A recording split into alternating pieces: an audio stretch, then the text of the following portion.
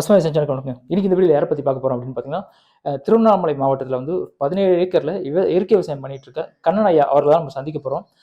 இவர் பார்த்தீங்கன்னா ஒரு 4 ஏக்கரில் தென்னை வச்சிருக்காரு. தென்னையில் வந்து ஒரு ரகம் இல்லை, பல ரகம் வச்சிருக்காருங்க. ஆனால் இவர் என்ன ரகம் வச்சிருக்காரு அப்படின்னு பார்த்தீங்கன்னா, குட்டை நெட்டை தான் வச்சிருக்காரு. அப்போ நெட்டை குட்டை வச்சிருக்காரு. இவர்கிட்ட எதுக்குங்க இந்த மாதிரி ரகங்களை செலக்ட் பண்ணீங்க அப்படின்னு கேட்டால் அதுக்கு ஒரு எக்ஸாம்பிள் சொல்றாரு. அது வந்து நம்ம நாட்டு மாடையே முழுக்க வச்சிருந்தாலும் அது வந்து பால் கம்மியாக தரும். குட்டி போட்ட பிறகு அதை கண்ணு போட்ட பிறகு எல்லாரும் எட்டி ஒதிக்கும். ஆனால் ஜெர்சி மாடு அந்த மாதிரி பிரச்சனைலாம் இருக்காது. ஆனால் பால் முன்னாடியே தெரியும். அப்போ என்ன பண்ணணும், ரெண்டுத்தையும் கிராஸ் பண்ணி ஒரு பிரீட் வருது பார்த்தீங்களா, அதுதான் வந்து உண்மையிலே வந்து நல்லா இருக்கும். பால் நிறைய கிடைக்கும், நோயும் வந்து பாதிக்காது. ஏன்னா நாட்டு மாட்டோட கிராஸ்ல நோயும் பாதிக்காது, பாலும் நல்லா தரும். அதனால அந்த மாதிரி கிராஸ் ரகங்கள் தான் எனக்கு பிடிச்சிருக்கு அப்படின்னு சொல்றாரு. அதனாலே இந்த மாதிரி ரகத்தை வந்து செலக்ட் பண்ணியிருக்கேன் அப்படின்றாரு. அதே மாதிரி எல்லா ரகத்தையும் அவர் மண்ணுக்கு வைக்கலங்க. அவர் அக்ரிகல்ச்சர் படிச்சிருக்காரு. 11th 12th வந்து அந்த அக்ரிகல்ச்சர் சப்ஜெக்ட் படிச்சிருக்காரு. அதனால என்ன பண்ணிருக்காருன்னா, அந்த யோசனை வச்சு நம்ம மண்ணுக்கு என்ன பயிர் செலக்ட் ஆகும், என்ன ரகம் செலக்ட் ஆகும் அப்படின்ட்டு கரெக்டா இருக்கும் அப்படின்றது செலக்ட் பண்ணி தான் வந்து இந்த ரகத்தை வச்சிருக்காரு. இன்னைக்கு இந்த வீடியோல வந்து அவர் எந்த மாதிரி மண்ணு, அதுக்கு ஏற்ற மாதிரி என்ன மாதிரி ரகங்கள் வச்சிருக்காரு, பூச்சி நோய் தாக்கத்துல தான் என்ன பண்றாரு, மகசூல் எப்படி எவ்வளவு எடுக்கிறாரு அப்படின்னு பல கேள்விகள் நம்ம இப்ப வந்து நம்ம கண்ணாயா கிட்ட கேட்க போறோம். அதுக்கு அவர் என்ன மாதிரி பதில் சொல்றாரு அப்படின்றத இந்த வீடியோல பாக்கலாங்க. இது மட்டும் இல்லாம இன்னொரு விஷயம் சொல்றாங்க. என்ன அப்படின்னு பார்த்தீங்கன்னா, அவருக்கு 17 ஏக்கர் பண்ணல, அதனால வந்து ஒரு ஆட்டு பண்ணை, கோழி பண்ணை, மீன் பண்ணை வைக்கலான்னு இருக்காராம். அதுக்காக யாருன்னா வந்து பார்ட்னர்ஷிப்பா அவர்கிட்ட ஜாயின் பண்ணி அவர் பண்ணையில வந்து பண்ணலாம் அப்படின்ற ஒரு யோசனையை சொல்றாரு.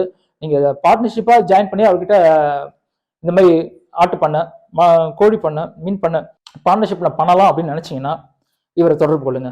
வணக்கங்க. வணக்கம் வணக்கம். உங்க பேர் சொல்லுங்க. என் பேர் கண்ணன்.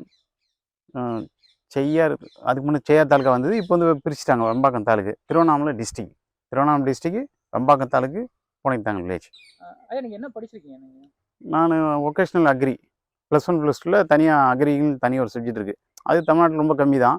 எங்களுக்கு பக்கத்து வில்லேஜ்னா அது பக்கத்து டவுன்னா காஞ்சிபுரம்.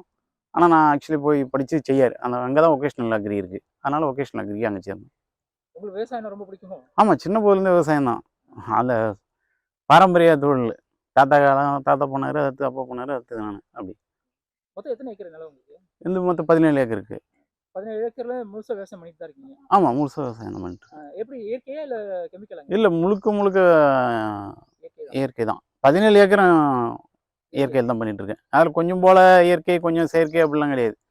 ஏன்னா இப்போ ஒரு 4 குழந்தை இருக்குது ஒரு வீட்டில். ஒரு குழந்தைக்கு மட்டும் நல்லா ஃபுட்டு கொடுத்துட்டு மிச்சம் 3 குழந்தை டெஸ்டிங் பண்ணுறேன். அந்த மாதிரி இல்லை, மண்ணு கெட்டக்கூடாது. ஏன் விவசாயத்துக்கு வந்தேன்னா, மண் வந்து கெடக்கூடாது ஃபஸ்ட்டு. அதுக்காக தான் முழுக்க இயற்கையில் இருக்கேன். சரிங்க, என்னென்ன பயிர் பண்ணிட்டு இருக்கீங்க நீங்கள் 17 ஏக்கரில்? 17 ஏக்கரில் ஒரு 4 ஏக்கர் தென்னை, 4 ஏக்கர் வாழை, மீதி எல்லாம் பேடி தான். நெல், தென்னை, வாழை, நெல். தென்னை மரம்லாம் கண்ணுங்க எங்கே வாங்குறீங்க? தென்னை வந்து ஆலியாறு. தென்னை ஆலியாறு. ஆலியாறு நம்ம ராணிப்பேட்டையில் நவலாக் ஃபார்மு. அப்புறம் மாண்டியா, பெங்களூர், இது மைசூர் பக்கத்தில் மாண்டியா டிஸ்ட்ரிக்ட் இருக்குல்ல, அங்கே. அந்த 3 இடத்துல தான் தென்னங்கன்று. தென்னங்கன்று அங்கே தான். இதில் எது பெஸ்ட் நீங்கள்? மாண்டியாவில் நல்லா இருக்குது. நம்மளுக்கு தூரமாக இருக்குது, போயிட்டு வர சிரமம் தான். நான் சும்மா சுற்றுலா போகும்போது அப்பப்போ காரில் கொஞ்சம் கொண்டு வருவேன். ஒரு 50 கன்று 60 கன்று 2 ட்ரிப்பாக எடுத்துகிட்டு வந்தேன். அது ஒரு 100 கன்று இருக்கும் மாண்டியாவுடைய கன்று. ஆனால் நிறைய பயிர் ட்ரை பண்ணேன். ஒவ்வொன்றும் ஒரு கொஞ்சம் வாழையில் வந்து நேந்திரன் ஒரு ரகம் இருக்குது, அது போட்டிருந்தேன். மார்க்கெட்டிங் பெருசாக பண்ண முடியல. நான் எடுத்துகிட்டு வந்து போட்டது வந்து 8 ஏக்கர் நேந்திரன் போட்டேன். பொள்ளாச்சி சைட்லேருந்து தானே வருது சென்னைக்கு. நம்ம பக்கத்தில் இருக்குமே, சென்னைக்குமே கொடுத்துலான்னு பார்த்தா புதுசாக ஒரு ஆள் உள்ளே வரப்போ இன்னும் ஏமாற்றலாம். அங்கே கோயம்பேட்டில் எப்படி ஒன்று அடித்து பிடிச்சி வாங்கலாம். அவங்க ரெகுலராக ஃபிக்ஸ் பண்ணிட்டுக்கிறாங்க. யார், பொள்ளாச்சிக்காரலாம். அவங்க அங்கேயே காசு பே பண்ணிட்டு தான் எடுத்துகிட்டு போகணுன்றாங்க. என்ன கொண்டு வர பார்க்கலாம், சாம்பிள் கொண்டு வர பார்க்கலாம்னு சொல்லிட்டு அங்கே போன பிறகு ரொம்ப ரேட்டு குறைச்சி அந்த டிரான்ஸ்போர்ட் காசு மாதிரி தான் வாங்கிட்டு வந்துட்டேன். அதனால் கொஞ்சம் தோல்வி தான். அதில் புதுசாக ஒரு ஆள் உள்ளே போகும்போது எவ்வளோ பிரச்சனை, அந்த மாதிரி அந்த பிரச்சனை வந்து. ஏழைக்கு வந்து காஞ்சிபுரம் மார்க்கெட்டு நல்லா இருக்குது. ஓரளவுக்கு 90 ரூபா அவங்க விற்கிறாங்க. எங்கள் கையில் ஒரு 60 ரூபா 50 ரூபாய்க்கு வாங்குவாங்க. சரிங்க, இப்போ வாழை அங்கே பார்க்கலாங்க. தென்னை சாகுபடி பார்க்கலாம். தென்னை சாகுபடி எத்தனை ஏக்கரில் பண்ணிட்டுருக்கீங்க? தென்னை 4 ஏக்கர். என்னென்ன ரகம் வச்சுருக்கீங்க? அதில் குட்டை இன்ட்டு நெட்டை, நெட்டை இன்ட்டு குட்டை, சிஓடின்னு வாங்கும். அது கொஞ்சம் ஹைப்ரிட், இளநீருக்காக வர்றது. குட்டை இன்ட்டு நெட்டை வந்து ஃபுல்லாக இளநீரும் வரும், பருப்பு வேணான்னா பருப்பு விட்டுக்கலாம். நெட்டை இன்ட்டு குட்டை வந்து பருப்புக்கு ஜாஸ்தி யூஸ் ஆகும். நெட்டை ப்ளஸ் குட்டை கொஞ்சம் கன்ஃபியூஸ் ஆகும். அதில் மதர் வந்து குட்டைனா அது குட்டை, அப்பா வந்து நட்டேன்னா அது குட்டை நட்டை. ஃபஸ்ட்டு குட்டையை சொல்லிவிட்டு அப்புறம் நெட்டையை சொன்னோன்னா அது வேறு. ஃபஸ்ட்டு நெட்டையை சொல்லிட்டு குட்டையை சொன்னால் அது வேறு. ஏன்னா அப்போ அம்மா தான் மெயின் கேரக்டர் அதில். அம்மாவோடைய கேரக்டர் தான் நெட்டை இன்ட்டு குட்டை, குட்டை இன்ட்டு நெட்டைன்னு சொல்கிறது. எதுக்கு ஒரே ரகமான ரகம், எதுக்கு எத்தனை ரகம்? இல்லை எது எப்படி சுட்டு ஆகும்னு தெரியல. ஏன்னா பாரம்பரியமாக எங்கள் வீட்டில் யாரும் தென்னெல்லாம் போடல, எங்கள் ஊரில் யாரும் போடல, எங்கள் வீட்டிலன்றத விட. அதனால் எந்த ரகம் ஜாஸ்தி நல்லா பிடிக்குன்னு பார்த்தா இப்போ நான் சொல்லுவேன் என் அனுபவத்தில் சிஓடி நம்மளுக்கு வரல, கோயம்புத்தூர் பொள்ளாச்சி நல்லா வருது, அவங்க ஃபுல்லாக ரெட் சாயில், அது ஒன்று. ரெண்டாவது வந்து சிஓடியில் வந்து மெயின்டெனன்ஸ் அதிகம். எப்படின்னா ஒரு ஃபுல் அண்ட் ஃபுல் ஜெர்சி மாடுன்னா எவ்வளோ மெயின்டெனன்ஸ், அது மெடிசன் கொடுக்கணும், கரெக்டாக பராமரிக்கணும். அந்த மாதிரி இதில் அதுவும் இயற்கை விவசாயத்தில் ஏனோ தோணுன்ற மாதிரி நம்ம அடிச்சும் பிடிச்சும் கெமிக்கலுக்கு கொடுக்கல. உதாரணத்துக்கு பார்த்தீங்கன்னா சிஓடியில் வந்து வேர் எடுத்துகிட்டு அந்த வேர் ரூட்டில் மோனோகோட்டோபாஸ் பாய்சனை ஏற்றிடுன்றாங்க மரத்தில். அந்த லீஃபில் பார்த்தீங்கன்னா ஒரு பூச்சி இருக்குது, அது வந்து ஈக்கோ சுருள் பூச்சி, வெள்ளை ஈனும். அதை பற்றி நேற்று கூட நம்ம ஒரு சென்ட்ரல் கவர்மெண்ட் பேசிட்டு இருக்கிறாங்க, இப்போ ஸ்டேட் கவர்மெண்ட்டும் அதை பற்றி பெரிய தாக்கத்தை உண்டாக்கிட்டு இருக்குது. என்னென்னா ரொம்ப அந்த ஓலையும் பார்த்தீங்கன்னா தெரியும், கருப்பாக அடித்து ஈக்கோஸ் சுருள் பூச்சி, வெள்ளை ஈ. அது ஈவினிங்கில் வந்தீங்கன்னா குளிர்ந்த நேரத்தில் அப்படி பறக்கும் நிறைய கூட்டமாக. அது இந்த பச்சையத்தை ஃபுல்லாக சுரண்டி சாப்பிட்டு ஓலை ஃபுல்லாக கருப்பாகிடுது. ரொம்ப பாதிப்பு இருக்குது, ரொம்ப பாதிப்பு. அது என்னன்னா அந்த முட்டையை காலி பண்ணுறதுக்கு அந்த வெள்ளை ஈ இருக்குல்ல, அதனுடைய முட்டையை சாப்பிட்றதுக்கு இன்னொரு விட்டு உண்ணி அது போய் ஆலியார் கொண்டு வந்து விட்டேன். ஆனால் இது தீமை செய்கிற பூச்சி அதிகமாக இருக்குது, அதனுடைய கவுண்டிங் கம்மியாக இருக்கிறதுனால இது ஜெயிக்க முடியல. இன்னொன்று வந்து ஸ்ப்ரே பண்ணினாங்க, ஸ்ப்ரே பண்ணுற அளவுக்கு எங்கேயும் பெரிய கன் இல்லை, கீழே இருந்து அடிக்கிற மாதிரி. இன்னொன்று வந்து ரூட் மூலிமா பாய்சன் ஏற்றுறது, அது எனக்கு உடன்பாடே இல்லை சுத்தமாக. அதை தான் பண்ணுறாங்க பொள்ளாச்சியில் எல்லாருமே.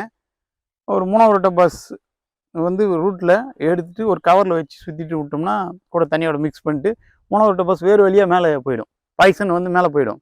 அப்போ அந்த லீஃபில் வந்து பாய்சனுக்கு பூச்சி ஓடிடுது. அப்போ மனுஷன் அந்த குடிக்கிறோம்ல இளநீரை, அவனா சொல்கிறாங்க 40 நாளைக்கு குடிக்காத. சரி, அப்புறம் 40 நாள் கழிச்சு அந்த இளநீர் இருக்குது பாய்சன் வெளியே போகாது, உள்ளே இருக்குது இருக்கும்.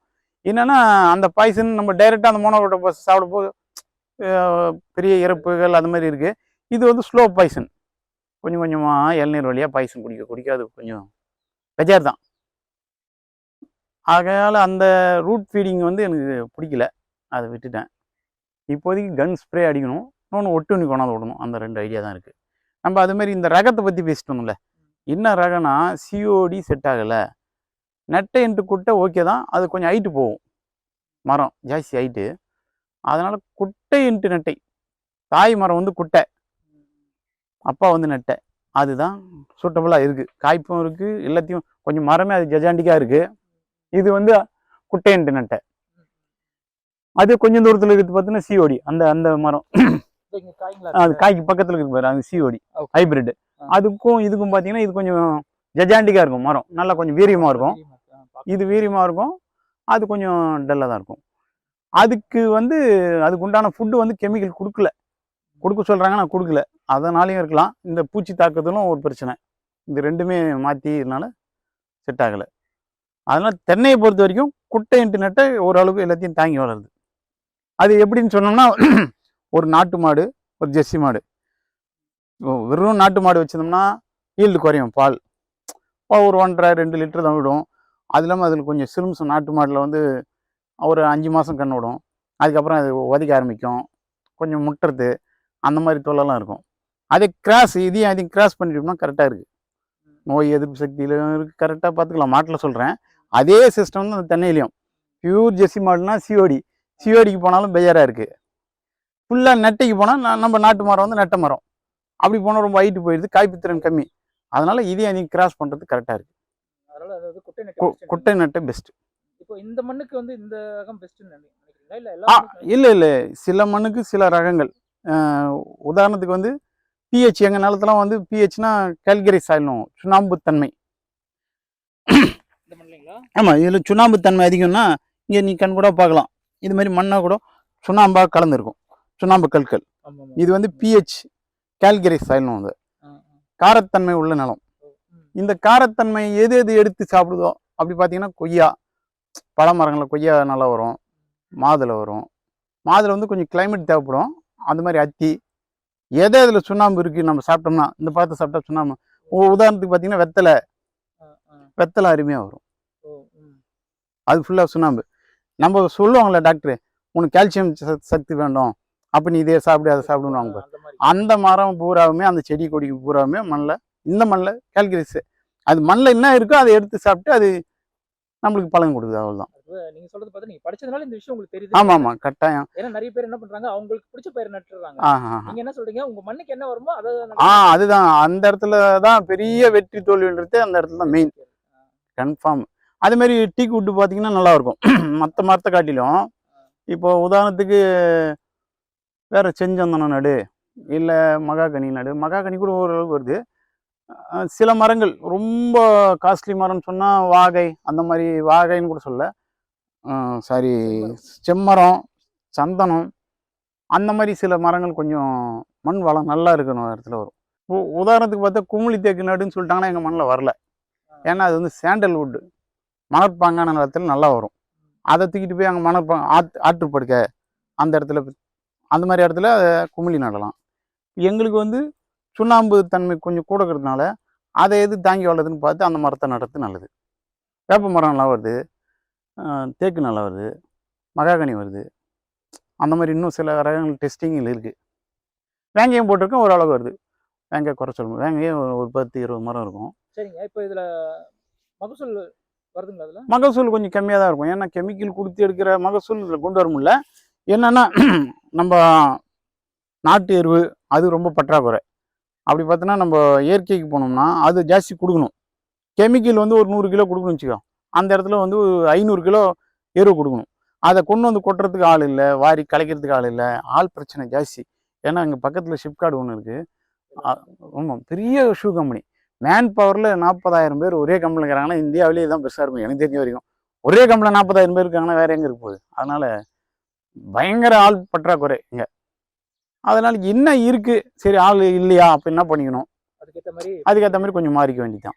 இப்போ நீங்கள் கெமிக்கலில் இளநீர் குடிக்கிறதுக்கும் இந்த இயற்கையில் இளநீர் குடிக்க வித்தியாசம் தானே இருக்குங்க? கன்ஃபார்மாக இருக்கும். அது எப்படி இல்லாமல் இருக்கும்? கெமிக்கல் குடிச்சு அது ஒரே நாளில் குடிச்சிட்டு கெமிக்கல் இளநீர் இப்போ பொள்ளாச்சியில் ரூட் ஃபீடிங்கில் கொடுக்குறாங்கன்றேன். அது குடித்தா உடனே அந்த இடத்துல மயங்கி விழுந்துருவாங்கன்னு கிடையாது. கொஞ்சம் கொஞ்சமாக டேஸ்ட் நல்லா இருக்கும். கன்ஃபார்மாக தெரியும். எல்லாத்துலேயுமே தெரியும். அது கொய்யா பழமாக இருந்தாலும் சரி, நெல்லாக இருந்தாலும் சரி, தண்ணியாக இருந்தாலும் சரி, அது கரெக்டாக கன்ஃபார்மாக கண்டுபிடிக்கலாம். அது டெய்லி குடிக்கும்போது தான் தெரியும். நான் சில பேருக்கு அந்த டேஸ்ட் கண்டுபிடிக்கணும்னு வச்சுக்கோ, ஒன்றும் இல்லை, ஒரு ரைஸ் வந்து இயற்கையான அரிசி, இன்னொன்று வந்துன்னா ரெண்டுத்தையும் ஒரே டைமில் சாதம் வச்சுக்கிட்டு அதுலேயும் கொஞ்சம் சாம்பார் சாதம், இதில் இந்த கெமிக்கல் சாதத்துலையும் கொஞ்சம் அப்படி ஒரே டைமில் சாப்பிட்டா தான் தெரியும். இன்றைக்கி சாப்பிட்ட அப்புறம் ஒரு வாரம் கழிச்சு இன்னொரு சாப்பிட்டோன்னா அதெல்லாம் யோகிக்க முடியாது. ஆனால் அட்வான்ஸ் அந்த கெமிக்கல் இளநீர், இந்த பக்கம் ஆர்கானிக் இளநீர், ரெண்டுத்தையும் ஒரே டைமில் இது ஒரு முழுங்கு அது ஒரு முழுங்கு டேஸ்ட் பண்ணிங்கன்னா டிஃப்ரெண்ட் உடனே கண்டுபிடிச்சிடலாம். நிறைய விஷயங்களை பகிர்ந்தீங்க. ரொம்ப நன்றிங்க. நன்றி.